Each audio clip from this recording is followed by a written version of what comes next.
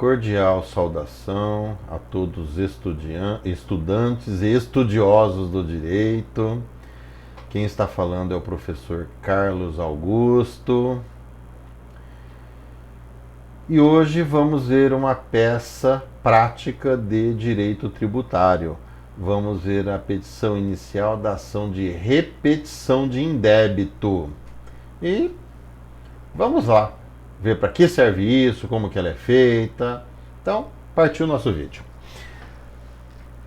Olha, quanto ao cabimento, deem uma olhadinha no artigo 165 do Código Tributário Nacional. Deem uma olhadinha nessa lei, no código. O Código Tributário Nacional é a Lei Federal 5172 de 1966. Tá bom? O Código Tributário Nacional. Basicamente, o que significa repetição de indébito? Repetição significa devolução. Indébito quer dizer uma dívida que você tinha, mas na verdade é uma dívida que foi desconstituída, ou é uma dívida que era indevida.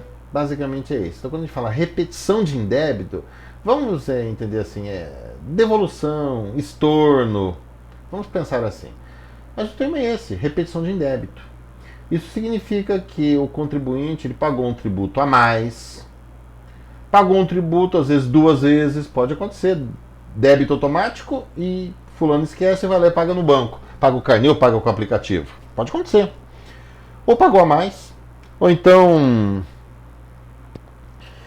ele pagou um tributo e depois esse tributo foi considerado inconstitucional, ele se arrependeu, não, eu quero meu dinheiro de volta, pode acontecer também. Então, essa ação de repetição de indébito, ela tem por propósito obter uma ordem judicial que obrigue o poder público, a fazenda pública, a devolver ao contribuinte um determinado valor que ele pagou indevidamente. É uma ação que segue o rito comum.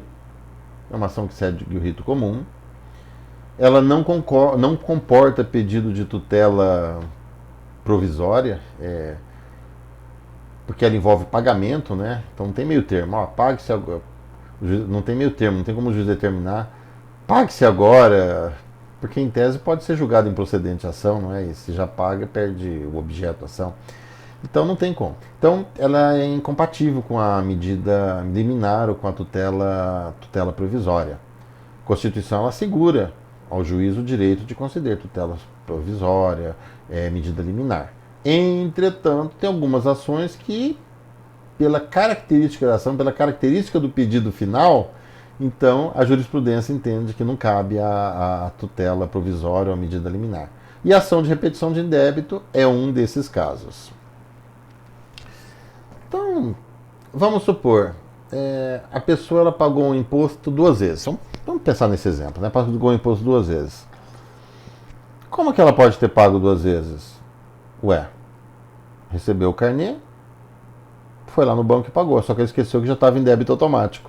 Acontece bastante isso, viu? Ou qualquer uma situação assim parecida.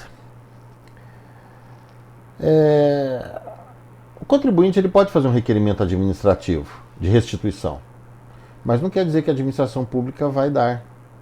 Muitas vezes ele faz o pedido e é indeferido ou não é decidido.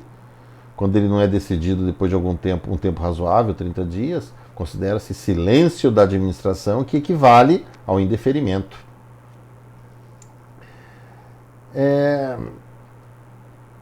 Aí ajuiza-se a ação de repetição de indébito dentro do prazo prescricional, que é de 5 anos, então tem que ser respeitado o prazo de 5 anos.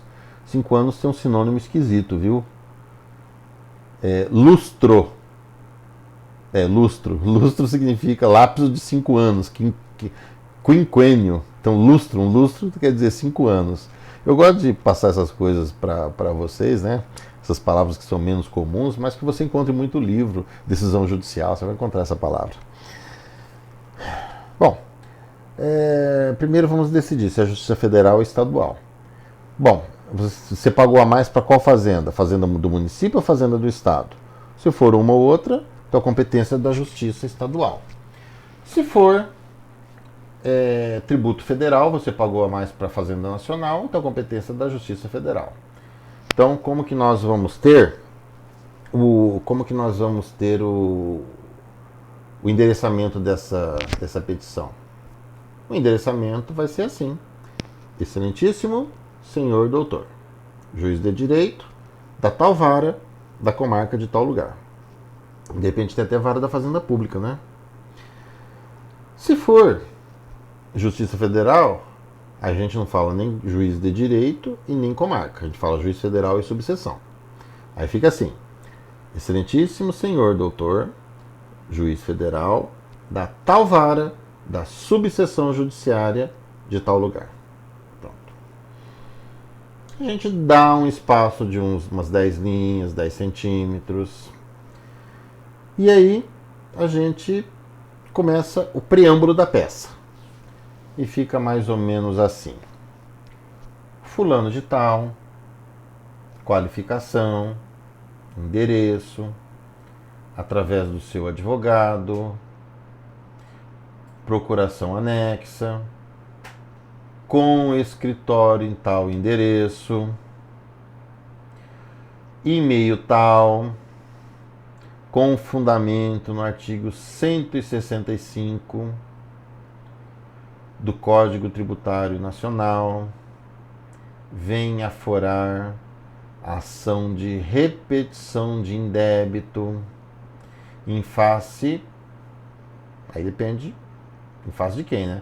Em face do município tal, em face do estado tal, em face da União Federal. Ou pode colocar em face da Fazenda Municipal de tal lugar, Fazenda Estadual de tal lugar, Fazenda Nacional. Pronto. E se você tiver escolhido União, Estado, Município, né? Você escolheu, você usou isso, não usou a expressão Fazenda Nacional, ou Fazenda Estadual ou Municipal, aí você coloca também pessoa jurídica de direito público. Não é necessário para fins de uma petição apresentada em processo judicial, mas é interessante no caso de exame de OAB. Porque muitas vezes no espelho de correção, lá se exige que quando o requerido for a União, Estado ou Município, se coloque a expressão União, Estado, Município, Distrito Federal, né? Pessoa jurídica de direito público. Todos são mesmo, mas vamos cumprir essa formalidade, vai dar assim... Eu asseguro que vai dar mais paz de espírito assim para no dia do exame depois, né, da OAB.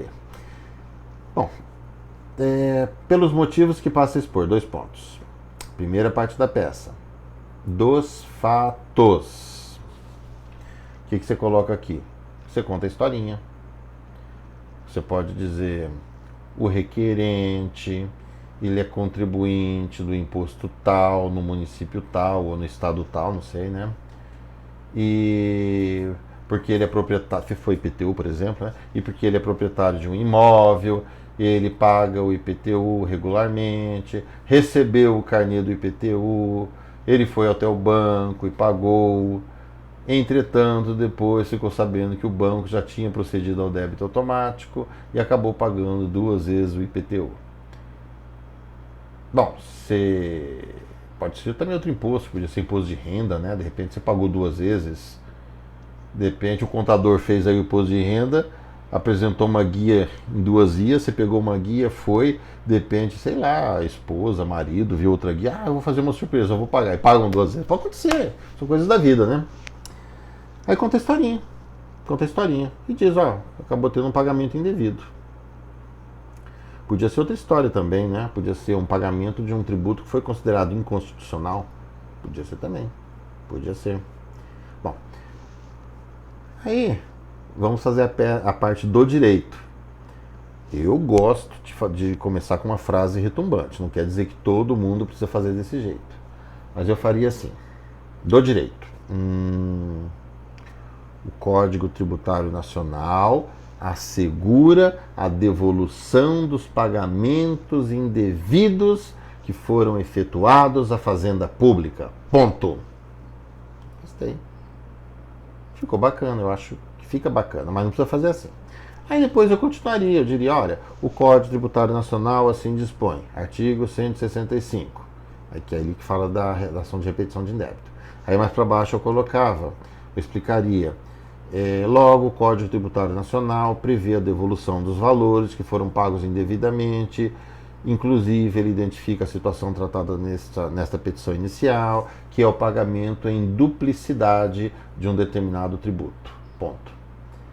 Aí podemos colocar a jurisprudência. Em casos semelhantes, assim foi julgado. Aí coloca um acórdão, 2, 3, etc. E depois já dá para encerrar, é uma ação simples, né? As decisões judiciais acima, elas se identificam perfeitamente com o caso que a hora é apresentado ao judiciário. Efetuado o pagamento em duplicidade, é pertinente a restituição da parcela indevidamente recolhida.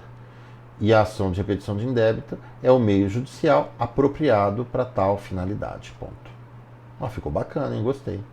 Ficou assim. Bom, aí vamos fazer a parte do direito. Vamos finalizar a peça agora do pedido. Pedido simplesinho, não tem liminar, não tem nada. Normalmente não tem nem produção de provas. A gente até coloca um protesto de produção de provas para fins de concurso e tal. Então vamos colocar assim. Diante do exposto, requer 1. A citação da fazenda pública requerida para contestar. 2. A produção de todos os meios de prova necessários. 3. O julgamento de procedência, determinando-se a restituição ao requerente dos valores reclamados. 4. A condenação da requerida ao pagamento das custas processuais e dos honorários advocatícios. Ponto. Acabou. Audiência de conciliação?